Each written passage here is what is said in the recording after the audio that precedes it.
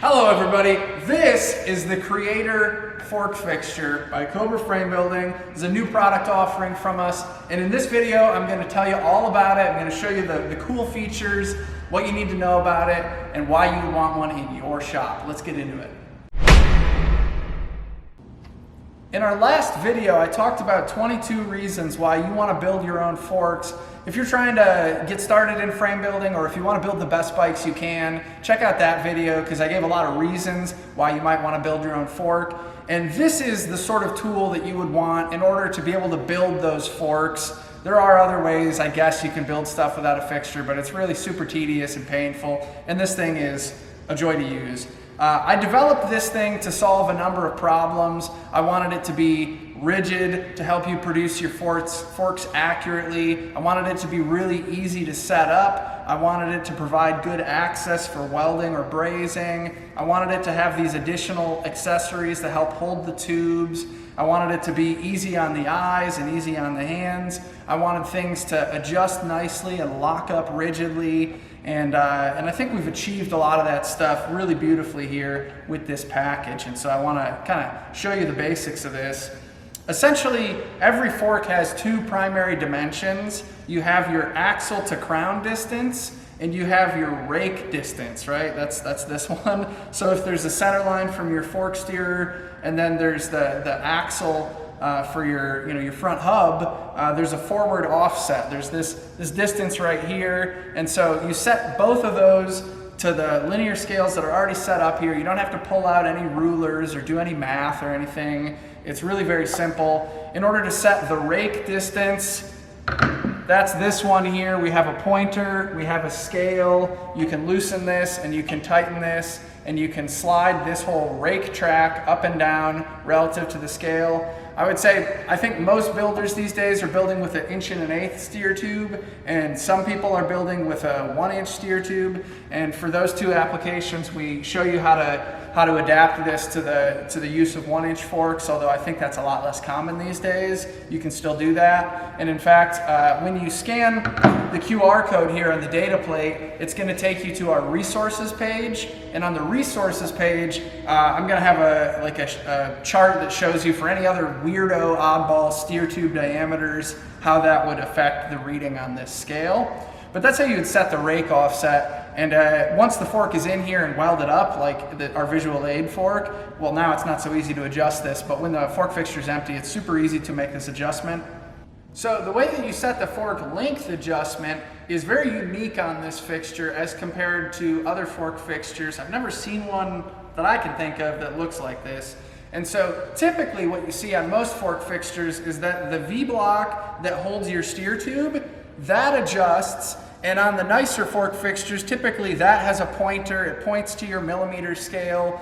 But what you really care about is where your crown race seat sits. And so you have to do some math on those. Typically you would set your crown race seat like 50 millimeters off of your steerer V-block, and then that would be your adjustment. And I don't like that because it requires you to do math. And in the instances where you have a fork with a tapered steerer, if the taper is quite long, you might not be able to use that 50 millimeter offset, so you might have to do even more complicated math. And I realized you can eliminate all of that entirely. And so what we have here is a V-block that holds your steer tube that has nothing to do with the length scale, and then independent of that we have a pointer, and this pointer shows you where your crown race seat will end up. So in this case I don't even have a crown race seat brazed on or set on here yet, so I know where I'm going to put it, and then this adjusts, and this reads directly onto my millimeter scale. It tells me exactly how long from the crown race seat to the end of the fork, and so I can set that length, and then I can drop this pointer out of the way while I'm brazing or welding, and the adjustment of where this sits along the length of the track is completely independent. And so I think not only is this an elegant solution in general, but I think it's a superior solution to what we've seen on most other fork fixtures, because yeah, some forks, a lot of forks these days have a tapered steerer, and so where you put this really depends on how much access you want for welding or brazing, how long that taper is, all of those things. And so you just put this where it reads direct, and it's much simpler that sort of way. I tried to make it so that the way that the fork gets clamped is really slick. we have this beautifully CNC machined, there's a lot of organic shapes going on here. I really like this. This wing nut that we make in-house and this clamp that we make in-house, they slide onto the V-block here. And if you look, we actually press in a spring-loaded ball detent sort of piece of hardware there, and that catches on this clamp. And so you just slide it on from the end. What a satisfying, it's pretty nice. And then you just tighten this up. You don't need any other tools. You just put it on, you tighten it up, and now you're locked. And this is holding your steer tube. You lay in your fork blades. And then these guys here help assist you. You know, right now, our visual aid, our finished sort of fork, it's all welded together, but when you're loading it, you have all these discrete parts of the fork that are sort of loosey-goosey. How are you gonna hold on to them? You're trying to like flip your hood down and you know, weld it out, or you're trying to braze it. You would really like some assistance in holding things in place. And so you have these rods that help keep the fork kind of square to the dummy axle.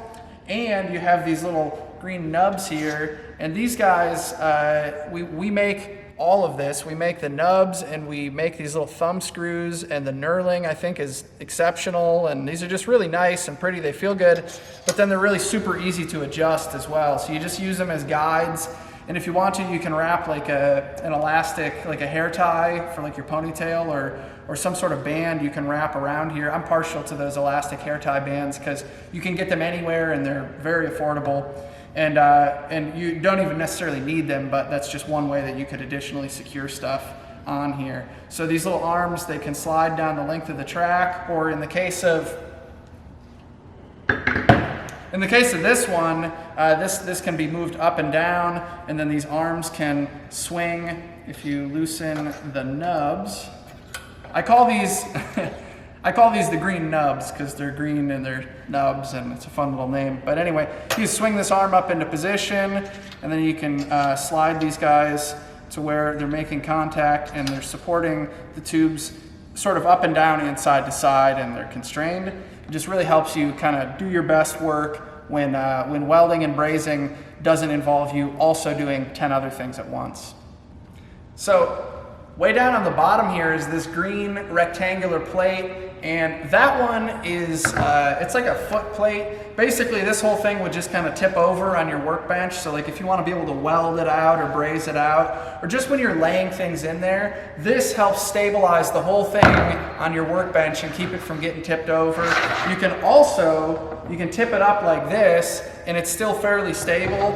And so that can be really useful in some orientations as well. And so we include this foot plate here as standard. And on the back side, we have this guy. I call this the park stand grabber. I think there's a lot of pieces on here that are particularly aesthetic. This one here, we 3D machine the ends of it. I think it looks really pretty. But the point of this is that you can put it in a Park Tool repair stand or another, there are other manufacturers other than Park Tool, but you can put it in a bicycle repair stand, and then that allows you not only to do your welding or your brazing sitting on a bench like this, but you can actually hold it in the stand, you can swivel it around, you can get to weird angles, between a bicycle repair stand and then being able to swivel it around in that stand, you're gonna be able to get this at pretty much any weirdo angle you need. So that's very important, of course, for like fillet brazing where you're managing the molten puddle. It's just helpful for all sorts of brazing and welding. And I think this is a relatively elegant and simple way to do that, and it's standard on this tool. This here is our laser etched data plate. This is something we've been doing for a year and a half now on our frame fixture. So when you buy the Creator Frame Fixture, we have these custom data plates that have the revision number, the build date, the serial number, and the customer name, and we can do your company name or your personal name, or if you format it correctly and you send us vector artwork, we can do your logo for your company on there. And so I think that's a really cool touch that we can add, and then with the QR code that scans to the resources page that has additional information that you might want about this product. I think that's pretty slick, and that's just a standard feature. So when you buy this, you can just fill out a form and tell us, what information you want here for your name, and we will put that on, and then we'll ship it out the door to you. And I think that's a really cool, touch to be able to add to these products. So the Creator Fork Fixture is it's constructed in a particularly heavy-duty sort of way. This has got to be either the heaviest or one of the heaviest fork fixtures available. We use kind of heavy cross-section solid bar stock. You know, this one big piece, I call this the fork long base. This piece is particularly troublesome and expensive to manufacture. You need a big CNC mill. It requires lots of material. It's a pain in the butt to make these. It's a pain in the butt to anodize them. But I think it's a really good way to build a tool like this. And so, you know, that's the way that we're making these. I think that the way that this is constructed provides a lot of rigidity so that as you're welding, and the forces of welding are kind of, you know, like when you weld something, it kind of heats up, but then it shrinks, and it has a lot of sort of like a tensile force, like it wants to kind of pull together as the welds cool. You don't want the whole thing flexing around on you. You want it to be rigid, and you want it to maintain that relationship of squareness between your dummy axle and your steer tube, so that when you're done, even if you build with a through axle, you would like your front wheel, a true front wheel, you would like it to center between these fork blades. And I built quite a few forks on some crappy fixtures, and it is not easy to get great results with tooling that is fighting you. And so that's kind of the idea here, is you have rigidity and you have machined accuracy at the interface between these different pieces to help make your job as easy as possible and to remove as many variables from the equation, so you're focusing on those things that you can control and not fighting those things that you can't control. In the process of designing and developing this fixture, I was struggling to figure out the best way to kinematically constrain the motion, and I had what I think is a really good idea, and it's part of what makes this fixture as good as I think it is, and it's the 20-degree locking angle Tnuts. We need to hire some sort of marketing firm to help us figure out how to name this great technology, right? But it's in this joint and this one and two others that you can't see from that angle. Now let me explain this to you and why it's a benefit to you, the fork fixture owner. So if we slide this off, you can see that this part of the fork fixture has a T-slot. This is nothing new. The world has seen T-slots for a long time. And if we look here, this is the fork V-block, and we have a T-nut, and the T-nut gets drawn tight, and there's a key. And so when you slide these together, what happens, of course, when you slide them together, we can't make that key so tight that it can't jiggle. Like, there needs to be some amount of allowance for this to be able to slide down the length of this and you know, not bind on itself. But yet when I go to tighten it, I want to make sure that it actually gets tight. And so if you use a traditional T-nut that clamps in this axis, then what happens is you get a good planar contact between this plane and between this plane. They lock up nicely, but the whole twisting motion, it's kind of hard to eliminate that unless you really torque the fastener. And even then, just the friction of those two slippery anodized aluminum faces, they don't provide the best lock. And so there's all sorts of ways that you could address this, and I realized that if you actually just put a 20-degree angle onto the action of the screw that tightens this T-nut, what happens is when you put these together and when you tighten it up, it kind of draws this key into the corner of this T-slot, and it does a really, really good job of locking the motion of these things while still permitting the free adjustment. So right now, with a reasonable amount of torque with this handle, this thing is locked very, very well. And on the earlier prototypes where I didn't do this, of course, it didn't lock as well. It's locked very well, and I think that's important, especially on this end of the fixture. The reason that I think that's important is that you look at the leverage arm of this block against this piece, and if you didn't have a good kinematic constraint, if the parts weren't rigidly locked, what could happen is as you're tack welding the fork together or brazing it, those forces of welding want to move things around. They want to push and they want to pull. You're going to do one fork leg and then you're going to do the other. You can't really be doing them at the same time exactly. And what you don't want is you don't want the fork to go crooked. You don't want one side to like kind of shrink as the weld is cooling and throw the whole thing out of square. And so that's why you use burly materials, but also anything you can do to really constrain the motion and lock it down is to your advantage as a builder. And so I think that like in all of these positions, you know, if you look at this little knob here or this little pointer on the end, it's very rigid. There isn't any slop in it because it can't really twist anything. It's almost like the V-block right here. It's drawn into a corner. And so anyway, this 20-degree technology, the reason that it matters is it's going to help you build straighter forks. And if you've ever built forks, you know, it's not easy getting a true wheel to center, and so you want to eliminate all the other variables that you can. You want to use really the best tool you can get your hands on to just make things go smoothly and easily, so you can focus on the cool stuff, making something cool, making something new, and not chasing your tail. So this is a professional fork builder's fork fixture. It's rigid, it's accurate, it's beautiful, it's built to last, it's made of quality materials. You don't need to go looking for tools every time you want to adjust something.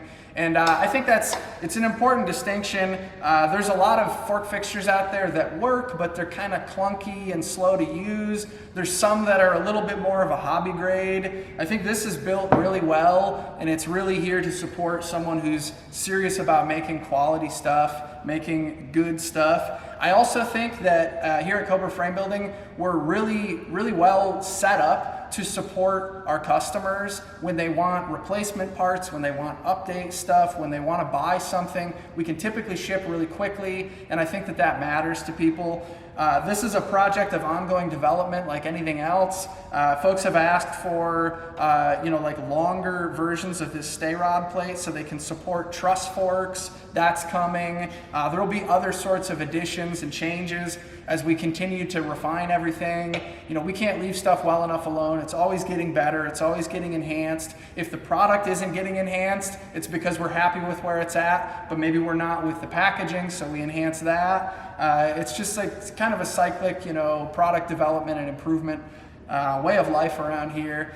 And the benefit is to the builder who has some forks to build. So go to CobraFramebuilding.com and check this out. I think it's an awesome product offering that would improve your shop work and that which you make in your shop. Thanks for watching.